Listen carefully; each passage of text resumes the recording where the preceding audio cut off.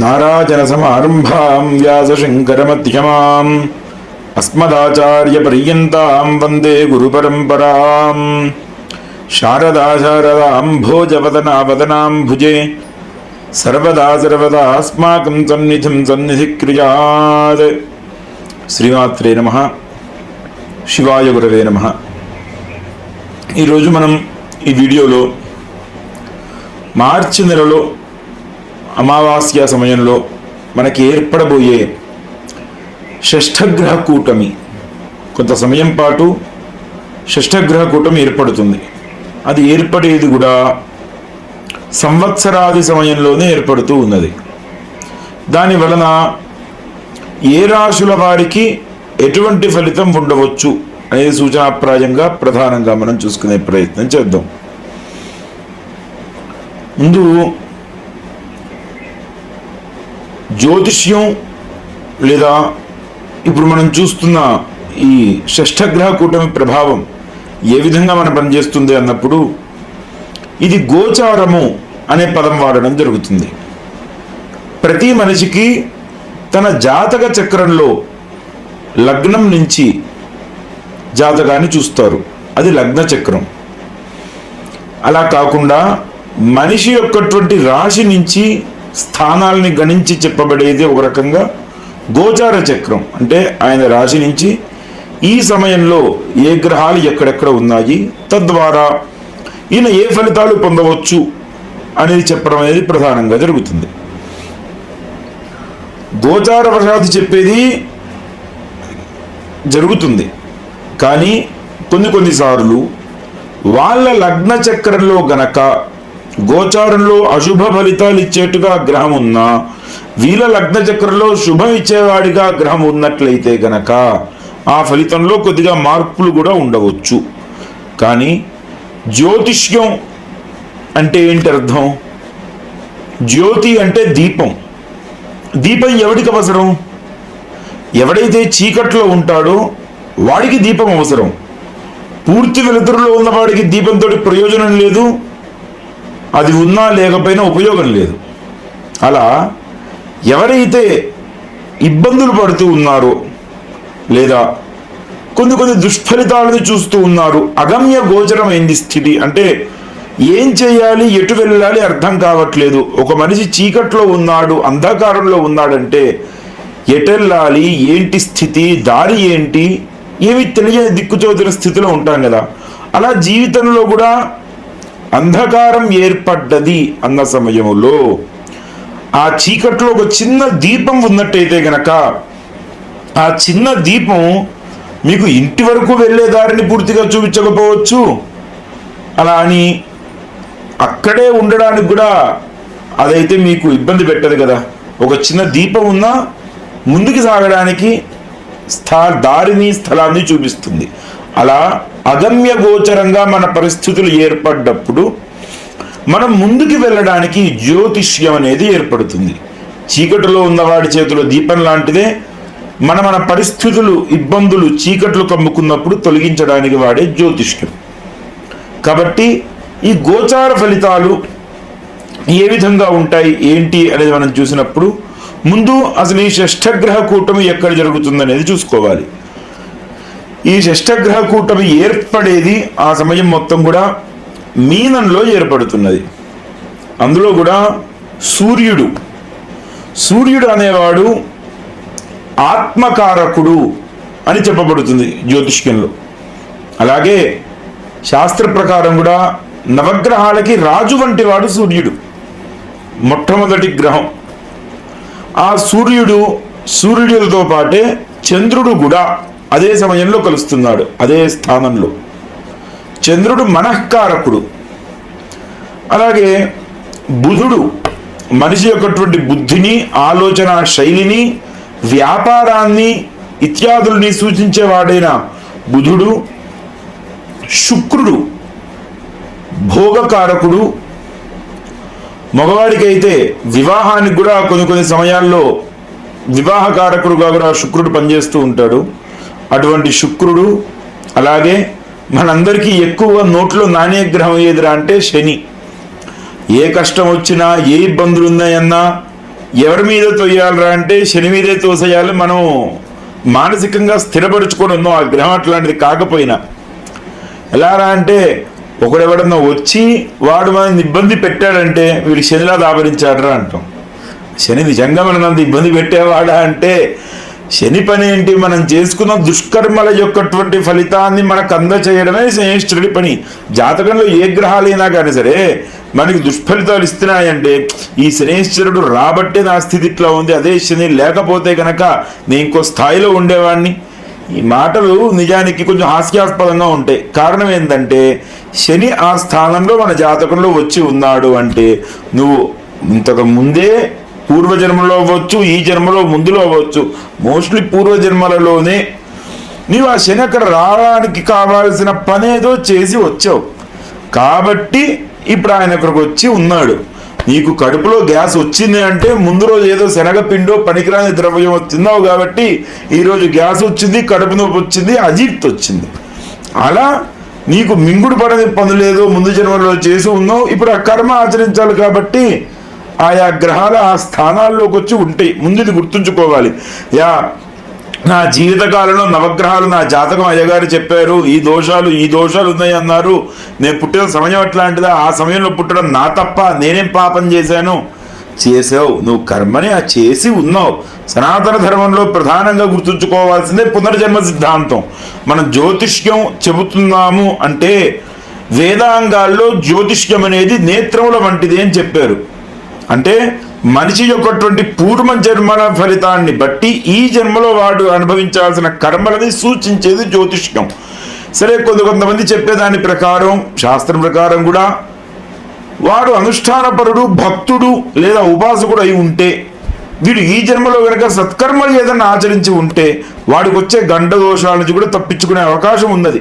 కాబట్టే ఏదైనా దోషం ఉన్నది అయినప్పుడు దానికి శాంతి ఏంటి, ప్రాయశ్చిత్తం ఏంటి, ఇంకోటి ఏంటి అనే మాట మనం అంటున్నామంటే మనం దుష్కర్మ చేయడం వచ్చిన ఫలితాన్ని ఈ సత్కర్మల ద్వారా తీసేయొచ్చు కూడా.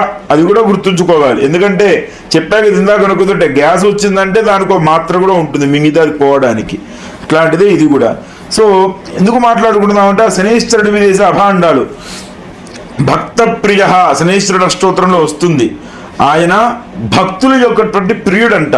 ఎవరికన్నా వాళ్ళ శని మహర్దశ వచ్చింది, కొద్ది సంవత్సరాల పాటు ఇబ్బంది పడాలి, ఇప్పుడిప్పుడే నేను ఉద్యోగం చేయడం మొదలుపెట్టాను, లేదంటే ఇప్పుడిప్పుడే పనులు చేయడం మొదలుపెట్టాను, నా పరిస్థితి ఏంటి అన్నప్పుడు ఒక విషయం గుర్తుంచుకోండి. నా ఇష్టదేవ శనేశ్వరుడు అండి.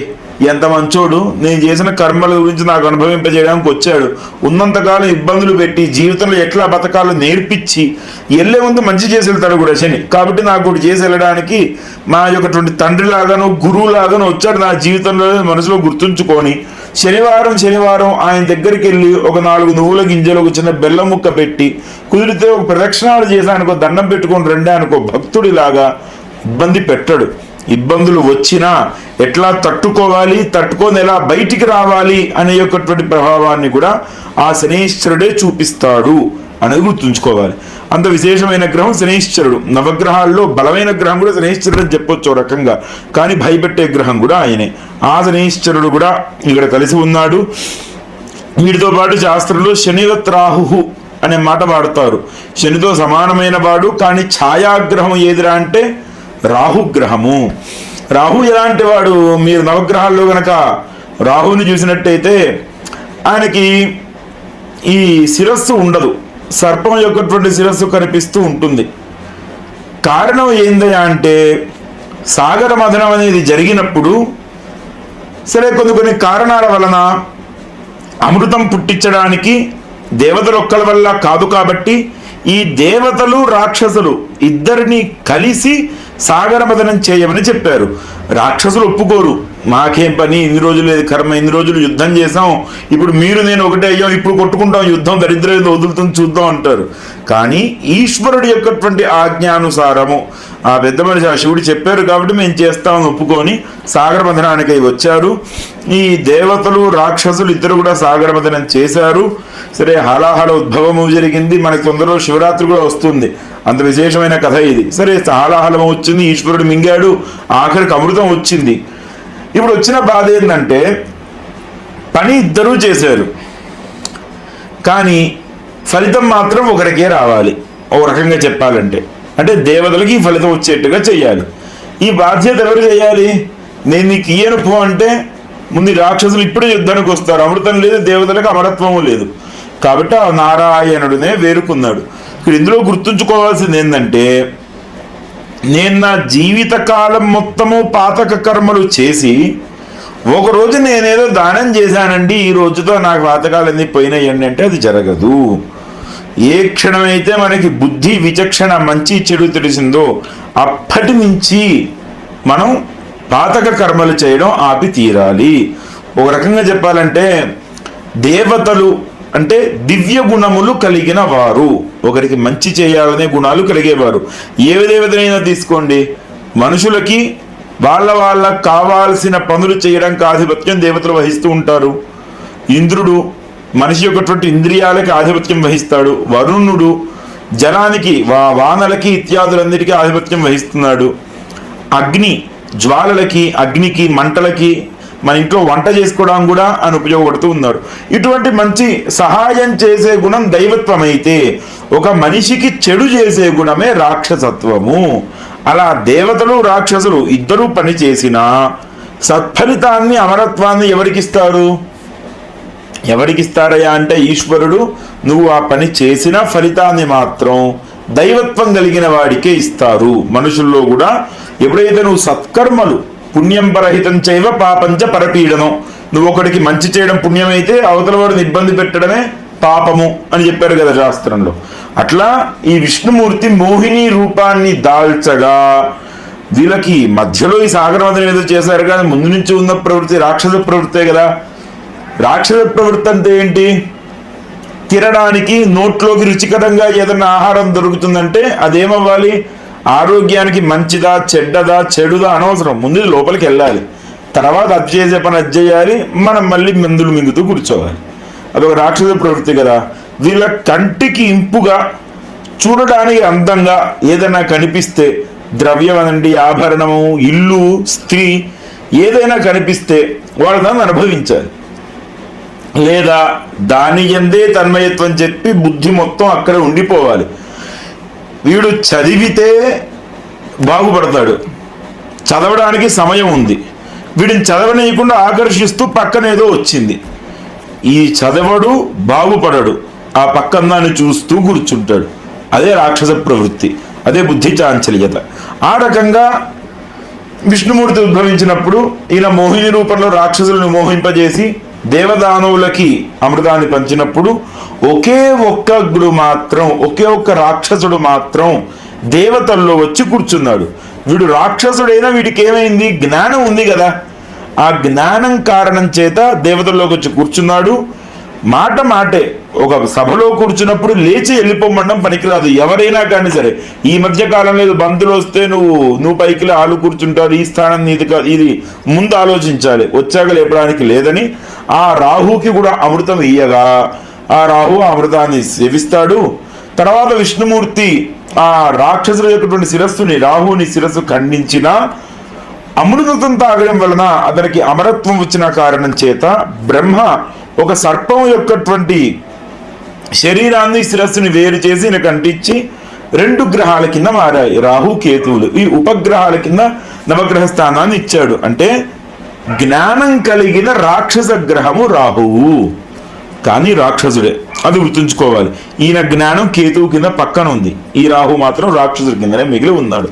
అటువంటి రాహు ఈ గ్రహాలన్నీ కలిసి ఒక స్థానంలో ఒక రోజు, అది కూడా సంవత్సరాది రోజు కలిసి ఉన్నాయి. అదే షష్ఠగ్రహ కూటమి కింద కలిసి ఉంది. తత్ఫలితాలు ఏంటి అనేది మనం తర్వాత వీడియోలో తెలుసుకుందాం. శుభం భవతు. శివాయ గురవే నమః. ముందు మనం అనుకున్నట్టు ఈ షష్ఠగ్రహ కూటమి వలన ఫలితాలు ఏవి ఉండొచ్చు అనేది కొంతవరకు తెలుసుకునే ప్రయత్నం అనేది చేద్దాం. మేషరాశి. ఈ మేషరాశి యొక్కటువంటి రాశి అధిపతి ఎవరైతే ఉన్నారో ఆయన కుజుడు. ఇది దాదాపు అందరికీ తెలిసిందే. రాశి అధిపతి, రాశి ఆధిపత్యం వలన, కుజుడు రాశి అధిపతి అవ్వడం వలన వీళ్ళకి ఒక మిషన్ వర్క్ లాంటిది ఎప్పుడూ ఉంటుంది. ఎక్కువ శాతం మందికి మేషరాశిలో పుట్టిన వారికి సదా పనిచేస్తూ ఉండడం, ఈ సమయానికి ఇది చేయాల్సిందే, చేయకపోతే కొత్త ఇబ్బందులు వస్తాయి, లేచామా పని చేశామా. ఓ రకంగా చెప్పాలంటే ఒక సేనాధిపతి లాగా, ఒక మిలిటరీ వర్కర్కి ఎట్లాగైతే నిశ్చితమైన వర్క్ చేయాల్సిందే అన్న రకమైన స్థితి ఏర్పడి ఉంటుందో అటువంటి స్థితి ఈ మేషరాశి వారికి కొంతవరకు ఎప్పుడు ఏర్పడి ఉంటుంది. ఎందుకంటే లగ్నాధిపతి కుజుడు అయి ఉండడం వలన. అలాగే కుజుడు భూ సంబంధమైన గ్రహం, భూమిపుత్రుడు అని చెబుతారు. దాని వలన వీళ్ళ ఆలోచనలు కూడా స్థిరంగా ఉంటాయి.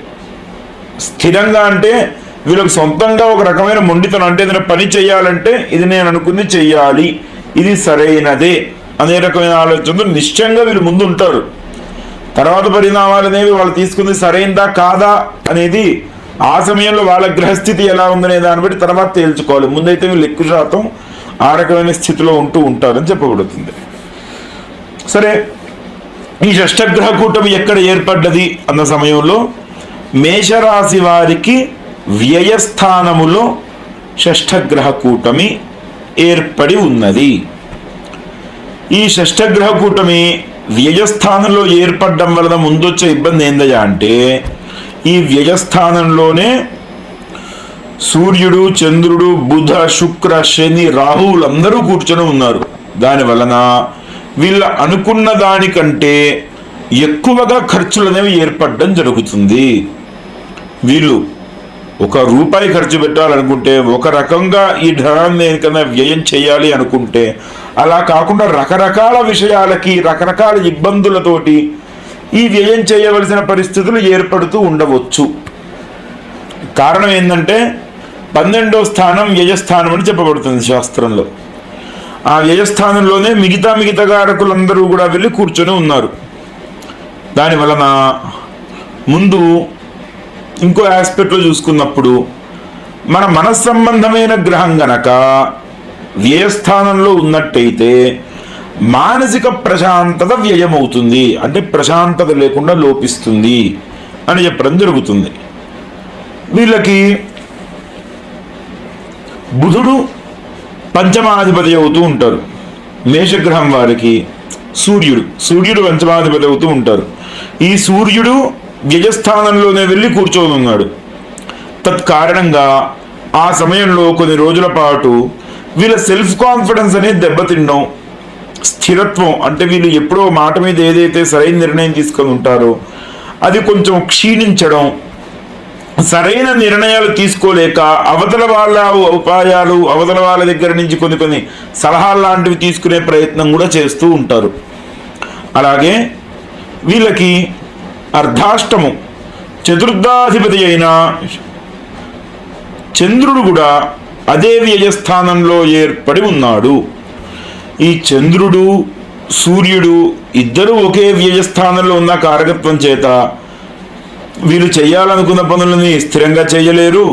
దానివల్ల ఒక రకమైన డిప్రెషన్కి కారకత్వం వహిస్తూ ఉంటారు. చేతిలో ఉన్న ధనము కూడా ఎక్కువ శాతం వ్యయమయ్యే అవకాశం ఉంటుంది. ఈ మేషరాశి వారికి అయితే ఈ షష్టగ్రహ కూటమి అంత అనుకూలంగా ఉన్నది అని మాట చెప్పడం అయితే కష్టం. ఎక్కువ శాతం వీళ్ళకి ప్రతికూల ఫలితాలు వచ్చే అవకాశం ఎక్కువ. నిజానికి షష్టగ్రహ కూటమి యొక్కటువంటి ప్రభావం వలన దాదాపు రాశుల వారందరికీ కూడా కొద్ది గొప్ప చెడు ప్రభావం అయితే ఖచ్చితంగా ఉంటుంది. ఎందుకంటే ఈ ఛాయాగ్రహాలకి రాహుకేతులను తీసేస్తే ఉన్నవే 7 గ్రహాలు, అందులో 6 వెళ్ళి ఒకే స్థానంలో కూర్చొని ఉన్నాయి. ఆ ప్రభావము మన రాశికి ఒకళ్ళు ఇద్దరు పోని 3 మిత్రులు ఉన్నా ఒక 3 అయితే శత్రువులు ఉంటూ ఉంటారుగా. దాని వలన వచ్చే దుష్ఫలితాన్ని కూడా చూడాల్సిందే కదా. దాని వలన మేషరాశి వారైతే కుదిరినంత వరకు ఈ ప్రభావం కొంచెం వీరికి తగ్గాలి అని అనుకుంటే ఒకటి సుబ్రహ్మణ్య స్వామి వారి యొక్కటువంటి ఆరాధన చెయ్యడం. ఎందుకంటే వీళ్ళ రాశి యొక్కటువంటి బలాన్ని గనక పెంచుకున్నట్టయితే ఈ కూటమిలో వాళ్ళ కుజగ్రహం లేదు కాబట్టి వీళ్ళ రాశి యొక్కటువంటి అధిపతి బలాన్ని పెంచుకున్నట్టయితే వీళ్ళు ధైర్యంగా బయటికి రాగలుగుతారు ఆ ప్రభావం నుంచి. అందుకని సుబ్రహ్మణ్య స్వామి వారికి మంగళవారం అభిషేకం లాంటిది చేయించడం, అలాగే విభూతితోటి సుబ్రహ్మణ్య త్రిశతి అనబడే నామాలు కలవు. ఈ సుబ్రహ్మణ్య త్రిశతి నామ పారాయణ విభూతితోటి అర్చన చేయించడం ద్వారా వీరి యొక్కటువంటి ఈ షష్టగ్రహ కూటమి వల్ల వచ్చే దుష్ఫలితాలు అనేవి చాలా వరకు తగ్గుతాయి. అలాగే మనఃకారకుడైన చంద్రుడు, సూర్యుడు కూడా వీళ్ళకి వ్యయస్థానంలోనే ఏర్పడి ఉన్నారు కాబట్టి కొన్ని ఆవు పాలతోటి ఆదివారం రోజు శివుడికి అభిషేకం చేయించడం లాంటిది చేస్తే, ఒకవేళ ఈ మేషరాశి వారికి ఎవరికన్నా మానసికంగా ఇబ్బంది పడుతున్నామో అనుకున్నవారు ఆదివారం రోజు శివుడికి ఆవు పాలతోటి ప్రదోష కాలంలో అభిషేకం చేయించడం ద్వారా ఈ మానసిక దౌర్బల్యం తగ్గడము, ఆత్మస్థిరత్వం కలగడం అనేది జరుగుతుంది. అదే మేషరాశి వారు మేము మానసికంగా దీని ప్రకారంగా బాగానే ఉన్నాం కానివ్వండి, వృధా ఖర్చులు పెరుగుతూ ఉన్నాయి అంటే తెలియకుండా ఖర్చులు ఎక్కువ అయ్యాయి అనే స్థితి కనుక ఏర్పడ్డైతే, శని రాహువులు అక్కడే కలిసి ఉన్నారు కాబట్టి సరైన ఖర్చులు కాకుండా అనవసరంగా ధనం వ్యయం చేసే అవకాశాలు కూడా ఎక్కువ ఉంటాయి. కుదిరినంత వరకు ఆ సమయంలో, ఆ షష్టగ్రహ కూటమి సమయంలో ఎవరికి డబ్బులు అనేవి మాత్రం ఇవ్వకండి. ఇచ్చారంటే చేతికి తిరిగి రావడం ఊహల్లో మాత్రమే, అది నిజంలో జరగడం అనేది జరగదు. ఎవరికి ఇవ్వకండి. మీరు అనవసరమైన ఖర్చులు పెట్టే ప్రయత్నం చేయకండి. ఒకవేళ ధనం వెళ్లకుండా ఉండాలి వీళ్ళ దగ్గర అని అనుకుంటే గనక నువ్వులు, నల్ల వస్త్రము అనేది దానం చేయడము, లేదంటే బెల్లము నువ్వులు కలిపిన పదార్థం ఏదన్నా మధుర పదార్థాన్ని శివుడికి నైవేద్యం పెట్టి పిల్లలకి పంచిపెట్టడం, ఇటువంటి పనుల ద్వారా అమ్మవారికి రాహుకాలంలో అంటే శుక్రవారం రోజు రాహుకాల సమయంలో అమ్మవారికి పూజ చేయడం ద్వారా వీరి యొక్కటువంటి అనవసరమైన ఖర్చులైతే తగ్గే అవకాశం అనేది ఎక్కువ. ఇంకా వ్యాపార పరంగా ఉండే వారికి బుధుడు కూడా ద్వాదశ స్థానంలోనే పడి ఉన్నాడు, విజయ స్థానంలోనే బుధుడు కూడా ఉన్నాడు.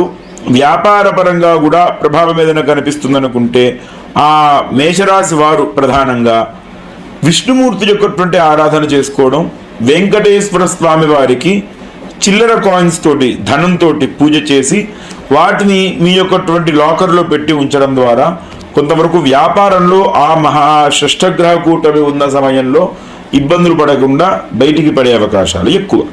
శుభం భవతు.